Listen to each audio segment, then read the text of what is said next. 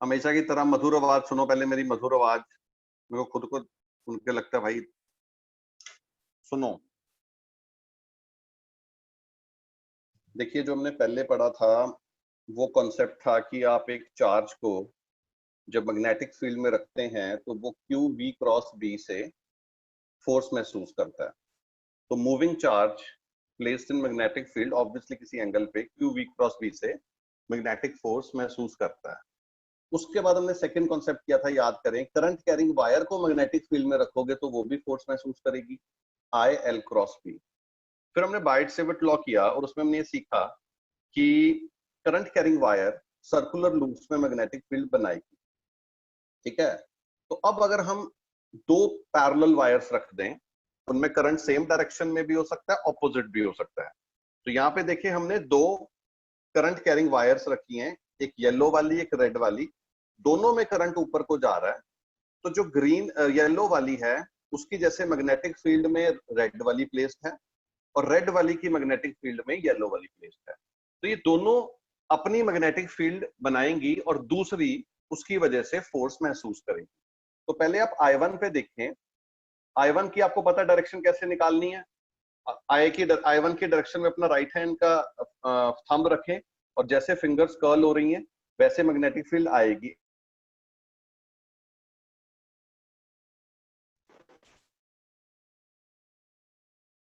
ये जो magnetic field है ये I2 में अंदर को जा रही है। I2 पे देखें, ग्रीन वाली जो मैग्नेटिक फील्ड है वो I1 की है, वो I2 के प्लेन के पेपर के इनसाइड जा रही है। तो अपने राइट हैंड की फिंगर्स I2 की डायरेक्शन में रखें, इस तरह से रखें, पाम आपका स्क्रीन की तरफ होगा इनसाइड। तो कर्ल करें I L cross B, L की डायरेक्शन करंट वाली होती है और बी इनसाइड है, तो अंगूठा लेफ्ट को इशारा करेगा, यानी उस पर फोर्स लेफ्ट को करेगी। सिमिलरली I2 अपनी फील्ड बनाएगी जिसकी वजह से हम I1 की डायरेक्शन चेक करेंगे क्लास में, वो लेफ्ट आएगी। यानी दो current carrying wires magnetic field बनाएंगी, तो जब वो मैग्नेटिक फील्ड बनाएंगी तो वो एक दूसरे पे फोर्स लगाएंगी। लेकिन जब करंट सेम डायरेक्शन पे होगा तो वो फोर्स अट्रैक्टिव होगी। हुआ ये है कि एक की फील्ड ने दूसरे पे फोर्स लगाई, तो दोनों ने एक दूसरे पे फोर्स लगाई और वो फोर्स अट्रैक्टिव है। यहाँ पे इक्वल एंड ऑपोजिट है, न्यूटन थर्ड लॉ भी पहले। तो यहाँ पे करंट जब सेम डायरेक्शन में फ्लो करेगा तो वायर्स को सेम डायरेक्शन में फोर्स और इक्वल एंड ऑपोजिट फोर्स लगेगी, वो एक दूसरे को अट्रैक्ट करेंगी। तो आपने देखा होगा बिजली की जो बड़ी बड़ी तारें जहां सप्लाई की आ रही होती हैं, तो कभी ध्यान से देखोगे वो खेतों में, तो वो थोड़ी सी अंदर को बेंड होती हैं, ठीक है ना।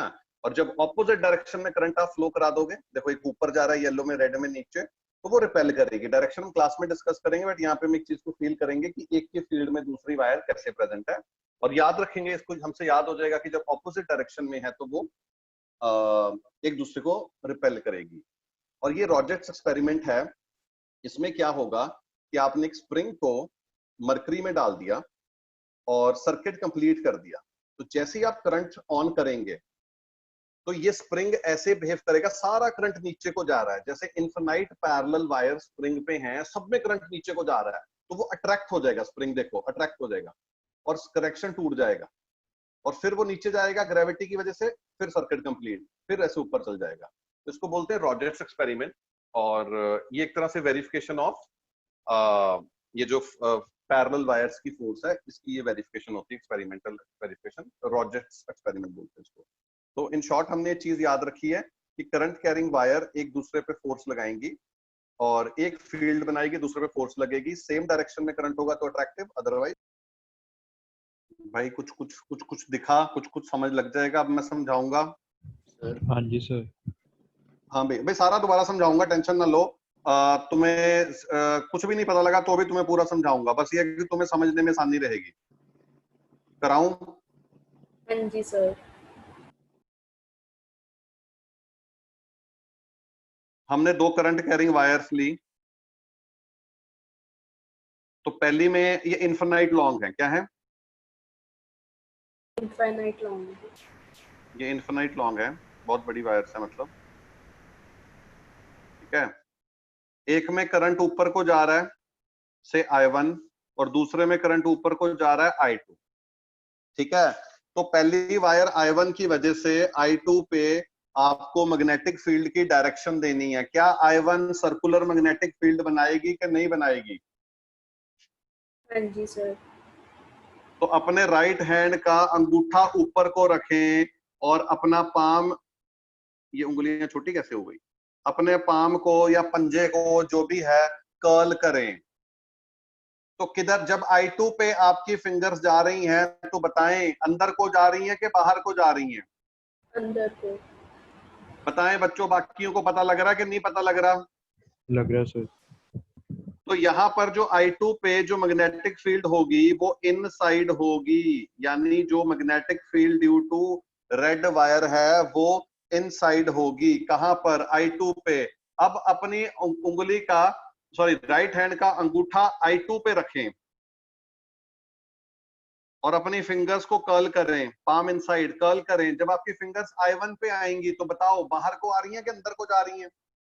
आउटवर्ड्स। आउटसाइड, यानी I2 की वजह से जो मैग्नेटिक फील्ड है I1 पे वो आउटसाइड होगी। क्या दोनों वायर एक दूसरे की मैग्नेटिक फील्ड में प्रेजेंट हैं? हाँ जी सर। तो क्या ये F is equal to IL cross B, where L is direction of current and B is direction of magnetic field, इस फोर्स के हिसाब से क्या ये फोर्स महसूस करेंगी? अरे हाँ ना तो बोलो। हाँ जी सर। करेंगी, करेंगी, फोर्स महसूस करेंगी। अच्छा, L की डायरेक्शन करंट वाली लेनी है तो यहाँ पे देखें दोनों जगह L और B के बीच में एंगल कितना है भाई? करंट तो ऊपर को जा रहा है, मैग्नेटिक फील्ड इनसाइड है। क्या यहाँ पर थीटा 90 डिग्री है? हाँ जी सर। और यहाँ भी थीटा 90 डिग्री है। तो बेसिकली जो फोर्स लगनी है, जो फोर्स का मैग्नीट्यूड है, डायरेक्शन हम खुद देख लेंगे, वो BIL लगेगी। क्या लगेगी? BIL। 1 होगा। अच्छा, दूसरी चीज हमें डायरेक्शन भी देखनी है, तो हमें L से B की डायरेक्शन में अपने राइट हैंड की फिंगर्स कर्ल करनी है। फिर से हमें क्रॉस प्रोडक्ट लेना ना यार। हमें L यानी करंट की डायरेक्शन से B की डायरेक्शन में अपनी राइट हैंड की फिंगर्स को कर्ल करेंगे। तो L मतलब करंट की डायरेक्शन, B इनसाइड। तो यहां पर अपने राइट हैंड को करंट की डायरेक्शन में रखें ताकि आपका जो पाम है, जो पाम है वो आपका बी की तरफ हो, तभी तो एल से बी घूमोगे ना। पाम इनसाइड, घुमाए राइट हैंड की फिंगर। क्या जो I2 है उस पे लेफ्ट डायरेक्शन में फोर्स लगेगी कि नहीं लगेगी? हाँ जी सर। हाँ जी सर। और जो दूसरी वाली वायर है, दूसरी वाली वायर, उस पे करंट की मैग्नेटिक फील्ड बाहर को है, मैग्नेटिक फील्ड बाहर को है ना। तो फिर आपको बाहर को करंट के डायरेक्शन में अपने हाथ को रखना है, चीची, चौथी finger, middle finger, second finger और गूठा, और ये पाम ये लाइफ लाइनें जो होती हैं। तो इसको घुमाएं, करंट से मैग्नेटिक फील्ड घुमाएं, तो अंगूठा किधर को इशारा करेगा? Right side. राइट को। तो क्या ये दोनों अट्रैक्ट करेंगी कि नहीं करेंगी? Yes sir. जब करंट सेम डायरेक्शन में है तो अट्रैक्ट होंगी कि नहीं होंगी? बताएं। होंगी सर। और जब करंट ऑपोजिट में होगा तो सिमिलरली रिपेल करेंगी। मैं दोबारा बना के दिखाऊंगा, तुम्हें समझ लग जाएगा उसमें। अरे तुम्हें ये पहले अट्रैक्शन वाला क्लियर हुआ कि नहीं हुआ? हाँ जी सर। Yes sir. अच्छा ठीक है। तो अब मुझे फोर्स निकालनी है। सपोज मैं फोर्स निकाल रहा हूं 2 पे ड्यू टू 1, तो मैं फॉर्मूला लगाऊंगा BIL। मैं फोर्स 2 पे निकाल रहा हूं तो मैग्नेटिक फील्ड तो मैं 1 की लिखूंगा ना भाई, 2 पे 1 की मैग्नेटिक फील्ड जाएगी। हाँ जी सर। और करंट उसका अपना होगा which is I2 into length. Length को मैं लेफ्ट साइड ले जाता हूं तो फोर्स पर यूनिट लेंथ का फॉर्मूला क्या बनेगा? B1 into I2।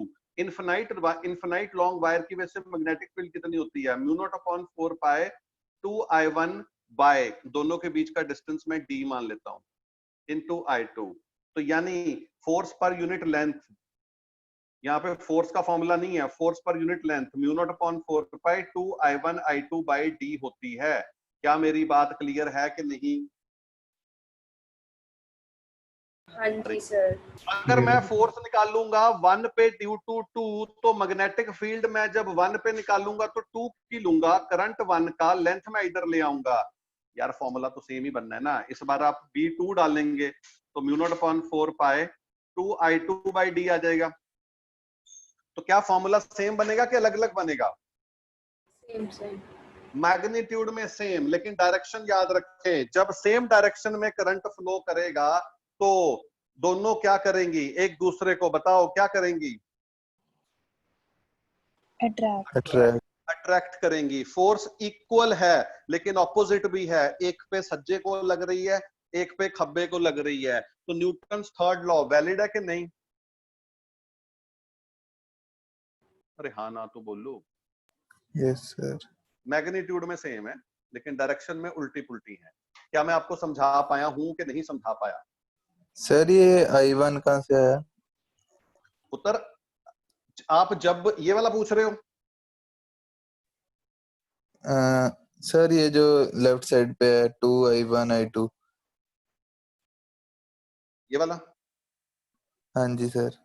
Magnetic field, यहाँ पर जब आप सेकंड वाले पे फोर्स निकाल रहे थे तो मैग्नेटिक फील्ड 1 की लिखनी थी। Magnetic field due to straight wire का क्या फॉर्मूला होता है, म्यू नॉट अपॉन 4 पाई 2I/d। लेकिन फर्स्ट की मैग्नेटिक फील्ड थी तो 2I1/d आएगा ना यार। ठीक है सर। इस वाले की मैग्नेटिक फील्ड में तो वही आएगा ना, मतलब इसकी I1 की मैग्नेटिक फील्ड यहाँ पे निकाली ना, ये वाली V1 जो उधर को जा रही थी। ठीक है सर। भाई सुखजोत कुछ बीच में पूछना चाह रहा था, क्या वो क्लियर हो गया है? हाँ जी सर। नोट करें। तो बेसिकली हमें फॉर्मूला पता लग गया। और अगर अगर अब इन शॉर्ट याद रखें, अगर दो वायर्स करंट कैरी करेंगी सेम डायरेक्शन में, किधर कैरी करेंगी? Same direction. अगर सेम डायरेक्शन में करंट कैरी करेगी I1 और I2 और बीच में दूरियां होंगी d, या वो ऑपोजिट डायरेक्शन में करंट कैरी करेगी और बीच में दूरियां होंगी d। दोनों केस में जो फोर्स पर यूनिट लेंथ का फॉर्मूला है वो होगा mu naught upon 4 pi 2I1 I2 by d। और जब आप फोर्स लिखते हो तो ये फोर्स लेंथ मतलब पर यूनिट लेंथ है, अगर कोई लेंथ गिवन है तो उस लेंथ से मल्टीप्लाई कर लेना, फोर्स आ जाएगी। और डायरेक्शन अब आपको क्लियर हो ही गई है, जब वो ऑपोजिट सेम डायरेक्शन में है तो आपने फोर्स अट्रैक्टिव दिखानी है, और जब ऑपोजिट डायरेक्शन में है तो आपने फोर्स रिपल्सिव दिखानी है। अगर आप बोलो तो ऑपोजिट डायरेक्शन में वो रिपेल क्यों करेगी, मैं दिखा दूं कि आपको क्लियर है। ये देखो ना, इधर अपना अंगूठा रखो, अपनी फिंगर्स कर्ल करो, तो I2 पे मैग्नेटिक फील्ड अंदर को आएगी। हाँ जी सर। उसका लेकिन करंट नीचे को है। अब राइट हैंड की फिंगर्स रखनी है आपने करंट की डायरेक्शन में, लेकिन वो पाम ऐसे रखना कि वो इनसाइड को जाए। तो वो ऐसे ही रखोगे ना, ऐसे ही रखोगे ना, तभी तो वो इनसाइड को कर्ल करेगा ना। हाँ जी सर। अब फोर्स देखो, अंगूठा कैसे चमक रहा है बाहर को, तो क्या बाहर को फोर्स लगेगी, इसको रिपल्सिव फोर्स लगेगी।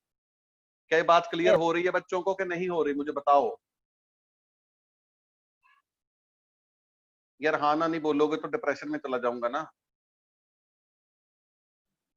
ये फिर से बताओ भाई साहब, ये क्लियर है सुखजोत के, ये भी क्लियर नहीं है? सर। ये क्लियर है सर, जो इसके बाद सुखजोत, आपको अपने राइट हैंड की फिंगर्स I2 की डायरेक्शन में रखनी है, यानी नीचे को रखनी है। I2 की डायरेक्शन में थोड़ा सा तंग होना पड़ेगा बेटा, थोड़ा सा टेढ़ा बेटा होना पड़ेगा, और इनसाइड को कर्ल करनी, तो पाम इनसाइड रखियो ना। ठीक। ये तेरे हाथ का ऊपर का हिस्सा है, ये देखिए देखिए यहाँ पे ये जो उंगलियों के बीच का गैप होता है, ये जो ऐसे ऐसे ऐसे जंगल बना होता है, यहाँ पे दिख रहा कि नहीं दिख रहा? हाँ जी तो अब घुमा दे इसको, गुठा किधर को इशारा कर रहा है? सर, लग गया। ठीक। हाँ, क्या मेरी बात क्लियर है कि नहीं? हाँ जी। अरे हाँ ना मत बोलो। हाँ जी सर। चलो, अब एक चीज और बड़ी इंपॉर्टेंट है, डेफिनेशन ऑफ एम्पियर क्या है?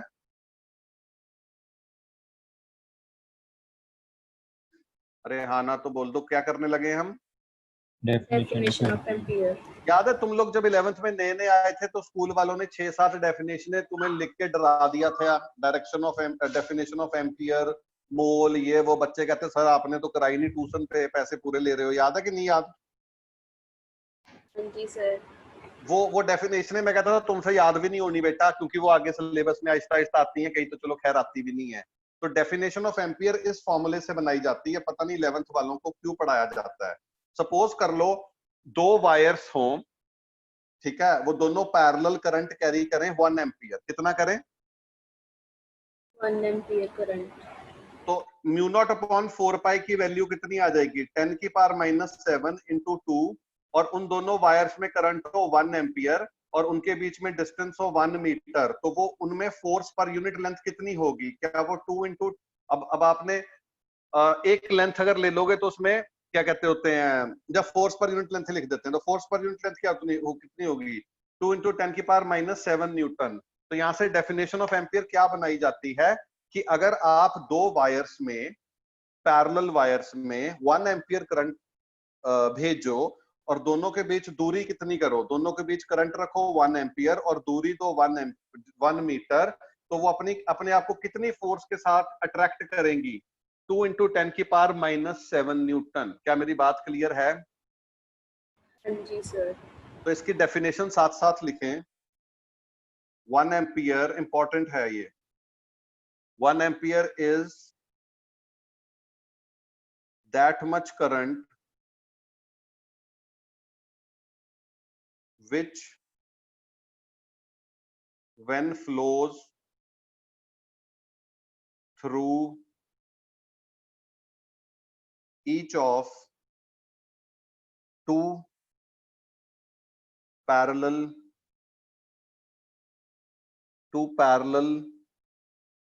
uniform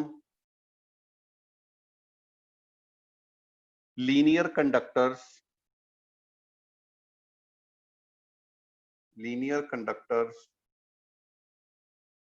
placed in free space at a distance of 1 meter from each other.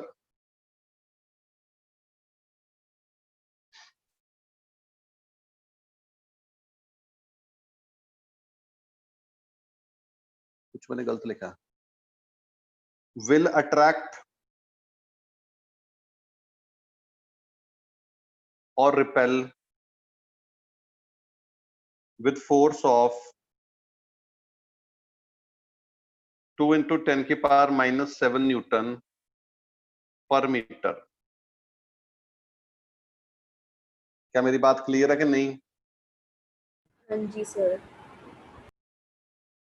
तो बेसिकली अगर आप ऑपोजिट डायरेक्शन में दोगे तो रिपेल करेंगे, नहीं तो वो अट्रैक्ट करेंगे, और इतनी फोर्स के साथ अट्रैक्ट या रिपेल करेंगे। क्या मेरी बात क्लियर हो रही है बच्चों को? नहीं क्लियर हो रही बताएं जल्दी जल्दी। ये नोट कर लिया था भाई? नहीं सर, 1 मिनट। लिखो लिखो लिखो। जी सर। एक्सपेरिमेंटल वेरिफिकेशन समझो। एक्सपेरिमेंटल वेरिफिकेशन बहुत सिंपल है, मैं इसको अंग्रेजी में एक्सप्लेन नहीं करूंगा, सिर्फ डायग्राम से समझा दूंगा। कि करूं अंग्रेजी में एक्सप्लेन? मतलब लिखने की जरूरत तो नहीं है कि सर पहले बनाओ फिर डिसाइड करेंगे? सर वो स्प्रिंग वाला एक्सपेरिमेंट। काइंड ऑफ, मतलब यहाँ सर पे वो ये जो तो रेड, आ गया। हाँ वही चीज है, वही नहीं, स्प्रिंग वाले की तरह दो और हैं। ये मरकरी बीच में डाल देते हैं लिक्विड, क्या डाल देते हैं? Metric mercury, Hg। और जैसे ये करंट इसमें से ऐसे आएगा, ये दोनों ये जो रेड वाली हैं मूव कर सकती हैं, मतलब ऐसे जैसे हिंज्ड होती हैं पतली सी वायर्स, ये मूव कर सकती हैं। तो अगर इनमें डायरेक्शन ऑफ करंट सेम है तो आप देखोगे ये ऐसे ही रहेंगी कि अट्रैक्ट हो जाएंगी? अट्रैक्ट हो जाएंगी। रेड वाली अंदर को आ जाएंगी। तो ये क्या था?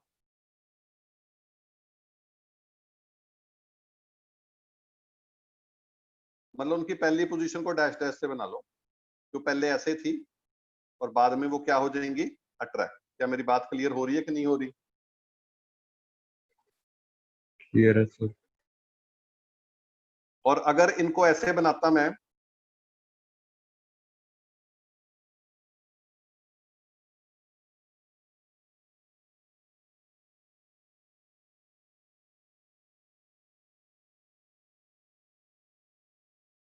मतलब रेड वाली जो मूव कर सकती वायर्स वो ऐसे टांगते हम, एक यहां और एक यहां, और नीचे बीकर में रख देते मरकरी। तो अब उनमें डायरेक्शन ऑफ करंट सेम आता है, ऑपोजिट आएगा? ऑपोजिट। ऑपोजिट। तो अब ये अट्रैक्ट करेंगी कि रिपेल करेंगी? रिपेल। इस केस में भाई साहब वो रिपेल करते हैं। क्या मेरी बात क्लियर है कि नहीं? क्लियर है सर। और जो रॉजेट्स एक्सपेरिमेंट था वो तो वैसे ही समझ लग गया तुम्हें। वो जो स्प्रिंग होता है ना रॉजेट एक्सपेरिमेंट में, मेरी बात सुनो, वो रॉजेट एक्सपेरिमेंट में जो स्प्रिंग होता है वो स्प्रिंग ऐसे बिहेव करता है जैसे भाई उसमें करंट नीचे को जा रहा है, और वो ऐसे स्प्रिंग में से ऐसे जाएगा जैसे ना ऐसे दोनों हाथों को जोड़ो, उंगलों को ऐसे नीचे जा रहा है करंट, तो उसको ऐसे फील होता है कि इनफिनाइट वायर्स नीचे को फैल गई हैं। मेरी बात समझ रहे हो नहीं समझ रहे हो? उसकी बाउंड्री पे, और सब में करंट नीचे को जा रहा है, तो क्योंकि करंट इतना तेज घूमेगा कि आपको वो घूमता हुआ नजर आएगा कि नीचे को जाता हुआ नजर आएगा? नीचे को। नीचे को जाता आएगा, तो ऐसे लगेगा जैसे इनफिनाइट वायर नीचे को जा रही हैं। उसकी वजह से वो सारी वायर्स जो कि स्प्रिंग है उसमें रिपल्शन होगी कि अट्रैक्शन? अट्रैक्शन। और वो धड़ करके ऊपर आ जाएगा, सर्किट ब्रेक हो जाएगा ग्रेविटी की वजह से, फिर नीचे आ जाएगा, और ऐसे स्प्रिंग नाचता रहेगा। उसको कहते हैं रॉजेट्स एक्सपेरिमेंट। क्या कहते हैं? रॉजेट्स एक्सपेरिमेंट। ये तीनों वेरिफिकेशन थी उसकी कि फोर्स बिटवीन पैरेलल वायर्स की। क्या मैं तुम्हें पूरी थ्योरी समझा पाया हूं कि नहीं समझा पाया? आ गया समझ सर। नोट करें। पता नहीं ये कब से बंद थी रिकॉर्डिंग भाई? सर पता नहीं, मैंने अभी देखा। मेरे को लगता है इस न्यूमेरिकल के बाद बंद होगी, है ना? ये वाली चीज उठ गई होगी, टोटल लेंथ वाली। चलो कोई नहीं। इधर देखो, तो भाई गरीब बच्चे देख लिया करो बीच में, तो मैं यही काम आनी रिकॉर्डिंग। जैसे ये डीएल लेंथ वाली है, क्या है? अरे हाँ ना तो बोलो। एक छोटी सी लेंथ मैंने कंसिडर कर ली, उस लेंथ में करंट की डायरेक्शन तो हमने शेड ही कर डाली। अच्छा, उस डायरेक्शन में, उस लेंथ में magnetic field due to wire किधर आएगी? यार कोई तो इनसाइड बोल दो। इनसाइड। हाँ इनसाइड। अब मैग्नेटिक फील्ड अंदर है तो फोर्स हम निकालेंगे आई एल क्रॉस बी से, तो एल की डायरेक्शन करंट वाली डायरेक्शन लेनी, ये वाली। ठीक है, अपने राइट हैंड की फिंगर्स करंट की डायरेक्शन में रखें और ऐसे जगह छोड़ें कि वो अंदर को कर्ल कर सके। तो आप करंट की डायरेक्शन में ऐसे रखें, पाम डाउन, पाम इनसाइड होना चाहिए। तो इस पे फोर्स किधर को लगेगी? ऊपर वाले को किधर को लगेगी? क्या नीचे को लगेगी? नीचे को। और जब इसकी निकालोगे इसकी, तो हाथ कैसे रखोगे? करंट की डायरेक्शन में हाथ रखो ताकि वो अंदर को मुड़ सके, तो अंगूठा ऊपर नहीं आएगा, तो उस पे फोर्स ऊपर को लगेगी। वैसे भी करंट ऑपोजिट हो गया ना, इसको करंट लेफ्ट जा रहा है, इसको करंट राइट जा रहा है, तो डायरेक्शन तो पुट्टी होनी थी। क्या मेरी बात से सहमत हो कि नहीं आशमन? जी सर। तो इन दोनों एलिमेंट्स की फोर्स कैंसल आउट हो जाएगी क्योंकि सेम डिस्टेंस पे है। क्या सिमिलरली इन दोनों की भी कैंसल आउट हो जाएगी? क्या सिमिलरली अगले दोनों की भी कैंसल आउट हो जाएगी? मेरी बात समझ रहे हो? समझ रहे हो? तो ये जो ऊपर वाली वायर है और नीचे वाली वायर है, इसकी फोर्स होगी इक्वल एंड ऑपोजिट, वो कैंसल आउट हो जाएगी। लेकिन ये दोनों ऑपोजिट तो है बट इक्वल नहीं है, क्योंकि एक वायर दूर है एक पास है। F1 पास है, तो क्या इस पे नेट फोर्स कितनी होगी? नेट फोर्स कितनी होगी? क्या F1 माइनस F2 होगी, वो भी टुवर्ड्स राइट? हाँ ना तो बोलें। गुरान समझ लग रहा है? हाँ जी सर। F1 कितनी होगी? म्यू नॉट अपॉन 4 पाए 2 into I1 I2 which is 10 into 6 upon F1 का डिस्टेंस कितना है? 0.01 मीटर, और F2 कितना होगा? म्यू नॉट अपॉन 4 पाए 2 I1 into I2 upon distance कितना आ जाएगा? 3 सेंटीमीटर आ जाएगा। एंड लेंथ से मल्टीप्लाई भी तो करना है, और इन दोनों वायर्स की लेंथ कितनी है? कितनी गिवन है? 2 सेंटीमीटर गिवन है, तो 0.02 से मल्टीप्लाई कर देंगे तो हमें फोर्स मिल जाएगी। क्या मैं आपको समझा पाया हूं कि मैंने आपको बहुत ज्यादा उलझा दिया? और ये बोर्ड का क्वेश्चन है, अगर तुम्हें नहीं समझ आ रहा बहुत बुरी बात है। जैस्मिन क्लियर हो रहा है? Yes sir. दोबारा सुनो, ये दोनों रिपेल कर रहे थे, राइट को फोर्स लगी F1 और इस पे लेफ्ट को लगी F2, और यहाँ पे हर छोटे छोटे पार्टिकल पे हमने देखा इक्वल एंड ऑपोजिट लगेगी तो कैंसल आउट हो जाएगी। तो net force F1 minus F2 थी, मैंने निकाल ली। और लेंथ से मल्टीप्लाई कर दी। क्या तुम्हारे भेजे में घुसा ये सब कि नहीं? मनमीत, चल क्या पता सर। परम, sir yes sir. Bubble, sir हाँ जी सर।